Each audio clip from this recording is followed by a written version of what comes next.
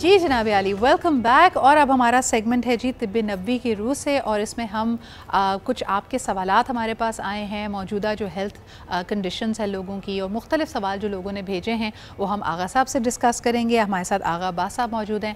अस्सलाम वालेकुम and a very good morning आगा साहब। आगा साहब, पहला सवाल डेंगू से रिलेटेड है। बहुत ज़्यादा प्रेवलेंट हुआ हुआ है इस वक्त भी पाकिस्तान के हर बड़े शहर में इसके ज़्यादा से ज़्यादा नंबर्स आ रहे हैं और लोग काफ़ी परेशान हैं। कुछ लोगों को अस्पताल में दाखिल करने की भी ज़रूरत पड़ जाती है। तो मुझे बताइए कि अगर एक शख्स जो डेंगू में मुब्तला हो, उसको सबसे पहले कोई ऐसी ग़िज़ा की चीज़, कोई ऐसी उसको स्ट्रेंथन करने के लिए चीज़ दी जा सकती है? अक्सर इसमें ज़िक्र पपीते के पत्तों का रस के बारे में कहा जाता है, ये कितना मुफीद है? पपीते के दरख्त दो किस्म के होते हैं, एक मादा और एक नर। मादा जो दरख्त होता है उसमें फल लगते हैं।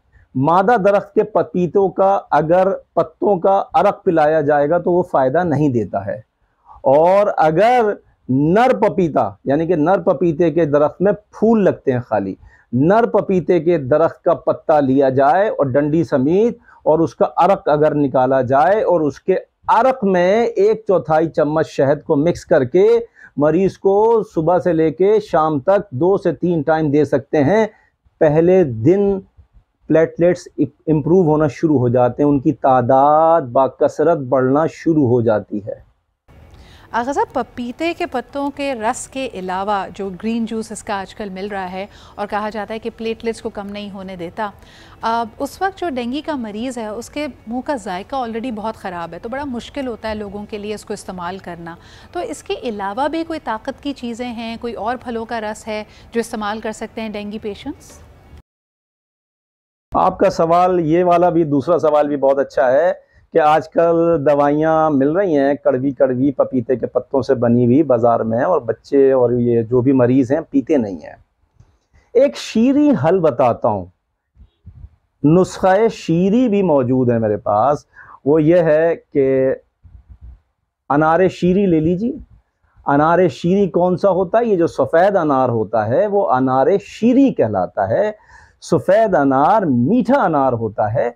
उस अनार का, एक अनार का जूस निकाल लीजिए और उसमें चंद कतरे लीमू के रस के उसमें निचोड़ के मिक्स कीजिए, और अपने मरीज को ये फरहत बख्श शरबत, ये ताकत वाला शरबत, ये प्लेटलेट्स को जल्दी से इम्प्रूव करने वाला शरबत, ये सेहतमंदी बख्शने वाला शरबत, ये बुखार को तेज़ी से उतारने वाला शरबत, ये पिलाइए। आप देखेंगे कि आपका मरीज जो है वो चाको चौबंद हो जाएगा, सेहतमंद रहेगा।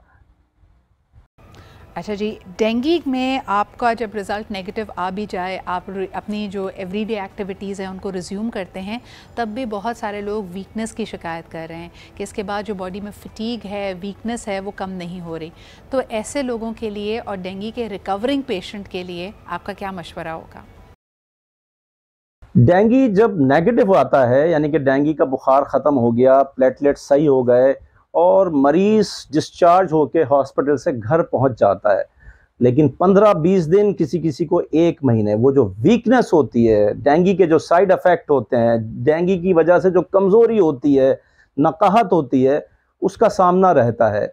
सिर्फ उसी का सामना नहीं रहता, हाथ पैरों में बहुत शदीद दर्द रहता है 1 महीने तक, और थोड़ा सा चलने पे सांस फूलने लगती है, और सीढ़ियाँ चढ़ते हैं तो पल्पिटेशन होती है, इख्तिलाज क़ल्ब होता है, दिल तेज़ तेज़ धड़कने लगता है।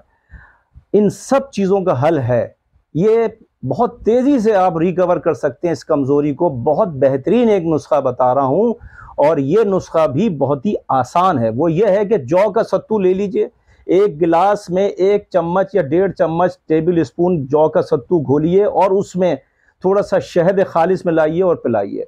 अब शुगर के मरीज तो ये नहीं पी सकते, उनके लिए दूसरा हल है, थोड़ा सा बादाम और थोड़ा सा अखरोट लीजिए, थोड़ा सा बादाम और थोड़ा सा अखरोट लीजिए, उनको खाइए, और उसके आधे घंटे के बाद सेब आधा पीस या 1 पीस सेब ज़रूर खाइए।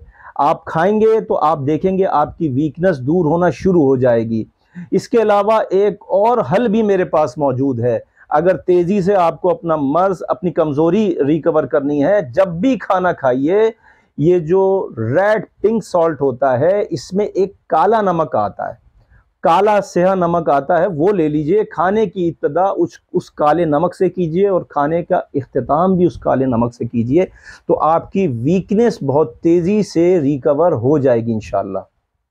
आग़ा साहब, इसके अलावा एक जो सवाल आया है वो क्योंकि मौसम की तब्दीली है, a lot of people are suffering from viral fevers, और सुबह जब कई लोग उठते हैं तो जिस्म में शदीद तकलीफ़ की, बॉडी एक्स की शिकायत कर रहे हैं।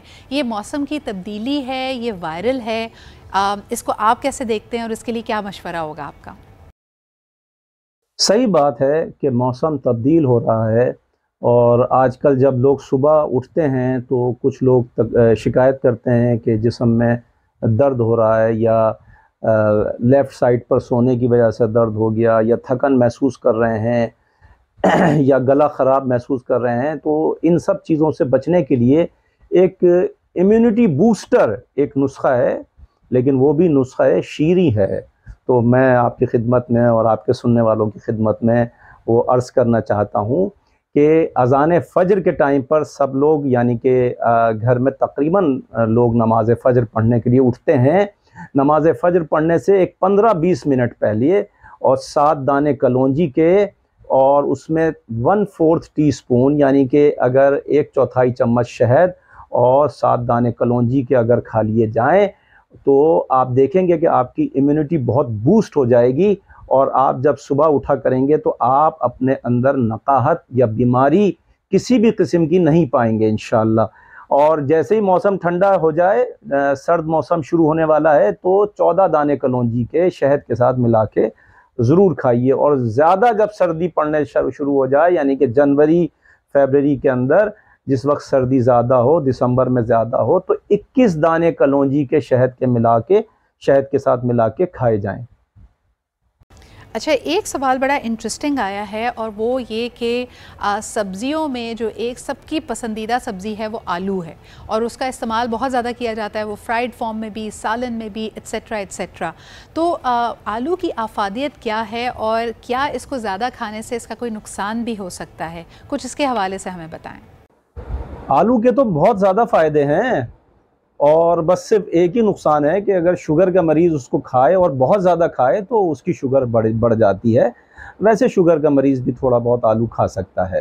देखिए, जो फ़ायदे हैं आलू के, उस पर थोड़ी सी एक मिनट बात कर लेते हैं।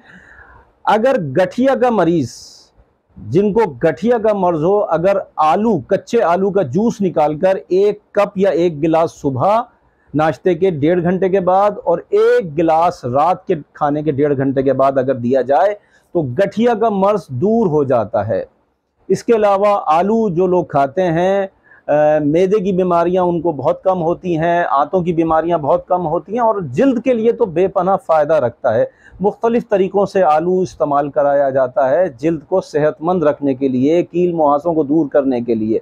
इसके अलावा अगर किचन में जो ख़वातीन काम कर रही हैं, कभी उनका हाथ जल जाए या इस्त्री करते हुए उनका हाथ जल जाए, तो मैं उनकी खिदमत में अर्ज़ करूँगा, एक छोटा सा कच्चे आलू का पीस काटिए और जिस जगह जल गया है उस जगह उसको मसलना शुरू कीजिए आलू को, उससे छाला नहीं पड़ेगा और जो तकलीफ़ है उसकी शिद्दत में फ़ौरन कमी आ जाती है। जी, इसके अलावा अल्सर्स की बात की जा रही है, ख़ास तौर पे वो लोग जो मिर्च मसालों का ज़्यादा इस्तेमाल करते हैं। मिर्चों का ज़्यादा इस्तेमाल किस तरह हमारे लिए मुश्किल का बायस बन सकता है? बहुत ज़्यादा मसाले जो खानों में इस्तेमाल किए जाते हैं उसका क्या इम्पैक्ट हो सकता है? ज़रा इस बारे में हमें बताएं। देखिए, ये जो गरम मसाले हैं, ये तो अब हम पाको हिंद के रहने वाले तो सदियों से खाते चले आ रहे हैं। अगर हम ये छोड़ देंगे तो हमारे खानों की लज्जत ही चली जाएगी। तो हर चीज़ का कोई ना कोई हल होता है सिदरा।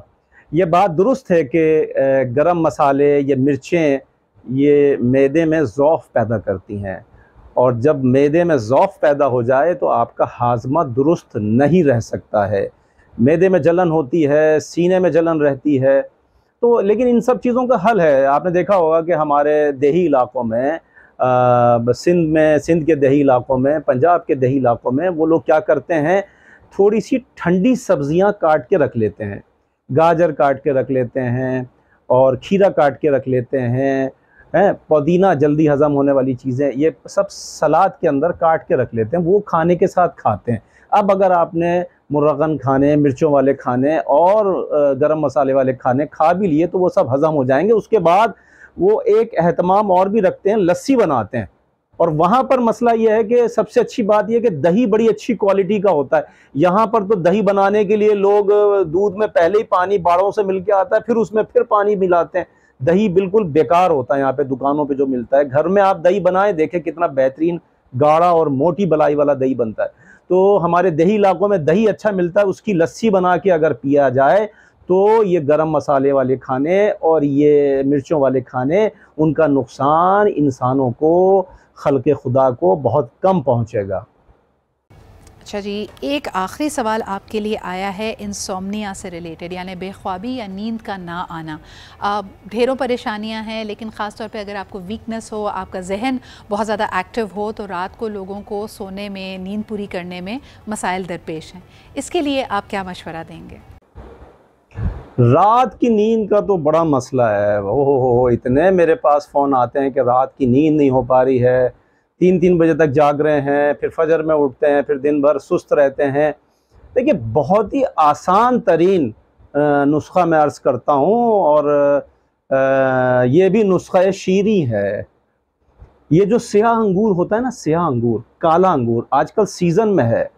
काला अंगूर जब आपको सोना हो, उससे 2 घंटे पहले आप 1.5 छिटाक या आधा पाव के करीब काला स्याह अंगूर अच्छी तरह से धोने के बाद खा लीजिए। करता क्या है ये? आपकी डिप्रेशन ख़त्म करता है। जो आपके सुनने वाले हैं इस बात को नोट करें कि डिप्रेशन को दूर करता है, और स्ट्रेस को दूर करता है, और गम को दूर करता है, और नींद बड़ी पुरसुकून लेके आता है। 2 घंटे के बाद ऐसी नींद आती है। बल्कि मैं ये कहूँगा कि काला अंगूर खाने के बाद आप ड्राइव ना करें, क्योंकि आपको नींद के झोंके आना शुरू हो जाएंगे। ये इतना ज़्यादा कारआमद है। इसके अलावा रोगन बनफ्शा सर पे लगाइए, और रोगन बनफ्शा थोड़ा सा रूई में भिगो के, यानी कि फाया बना के नाफ के अंदर, अगर हमारे सुनने वाले अगर उसको नाफ के अंदर रख लेंगे, उस फाये को रोगन बनफ्शा के, तो जल्दी से नींद आना शुरू हो जाती है। और सुन्नत रसूल अकरम सल्लल्लाहु अलैहि वसल्लम है कि आँख में सुरमा लगाइए। अगर आप चाहते हैं कि आपकी रूटीन नींद की बहुत अच्छी हो जाए, तो रोज़ाना रात को आँख में सुरमा लगाइए। उससे होगा क्या कि आपकी आँखों को इतना सुकून मिलेगा, दिमाग को इतना सुकून मिलेगा कि उससे नींद बेहतर तौर पे रोज़ाना आने लगेगी आपको। बहुत बहुत शुक्रिया आगा साहब। और इसी सवाल की अगर एक और कड़ी ये है कि छोटे बच्चों को अगर सोने में प्रॉब्लम हो, क्योंकि अक्सर हम देखते हैं हर घर की कहानी ये है कि बच्चे फुली चार्ज होते हैं, उनको जल्दी नहीं सोना होता, और उनके पीछे कोई ना कोई घर वाले भाग रहे होते हैं कि बेटा अब सोने का वक्त हो गया है। तो बच्चों को वक्त पे सोने की तरकीब कैसे दी जाए, कोई इसके हवाले से मशवरा? छोटे बच्चों की जो नींद का मसले का आपने ज़िक्र किया, बहुत ही आसान और सहल नुस्खा है मेरे पास। रोगन चंबेली, तमाम माएँ, तमाम मेरी बहनें सुने इस बात को कि रोगन चंबेली कहीं से अच्छी क्वालिटी का मंगा लीजिए, और बच्चे के पूरे जिस्म पर सरे शाम, यानी कि मगरिब से थोड़ी देर पहले या मगरिब के बाद, आप उसके बच्चे के पूरे जिस्म पे उसकी मालिश कर दीजिए। आप देखेंगे 8-9 बजे बच्चे को बेहतरीन नींद आ जाएगी। अक्सर बच्चों को तो मालिश के आधे घंटे के बाद ही नींद आ जाती है, लेकिन अगर जो बच्चे बहुत ज़्यादा डिस्टर्ब हैं नींद के लिए, उनको 1.5 से 2 घंटे में हर हाल में नींद आती है। इसके अलावा ये जो स्याह अंगूर का मैंने अभी जिक्र किया है, अगर थोड़ा सा अरक, 2 चमचे भी उसका अरक निकाल के बच्चे को पिला दिया जाए, तो बेहतरीन नींद सोता है। नुकसान इसका कुछ भी नहीं है, साइड इफ़ेक्ट इसका कुछ भी नहीं है, फ़ायदा ही फ़ायदा है। बहुत बहुत शुक्रिया। आगा साहब हमारे साथ मौजूद है, तिब्बे नबवी की रूह से आपके सवालात के जवाब दे रहे थे। मज़ीद सवालात आप मुझे सोशल मीडिया पे भेज सकते हैं। इसके अलावा एक छोटे से ब्रेक की तरफ बढ़ते हैं, वापस आएंगे। बड़ा अहम मौजू है नौजवानों से रिलेटेड, ख़ास तौर पे वो जो एक अच्छी सी नौकरी की तलाश में हो, डिग्री मुकम्मल हो चुकी है, लेकिन फिर भी उनको लगता है कि सही अपॉर्चुनिटी अभी तक उनको मिली नहीं है। तो आज का डिस्कशन आपके लिए होगा। वापस आते हैं एक छोटे से ब्रेक के बाद।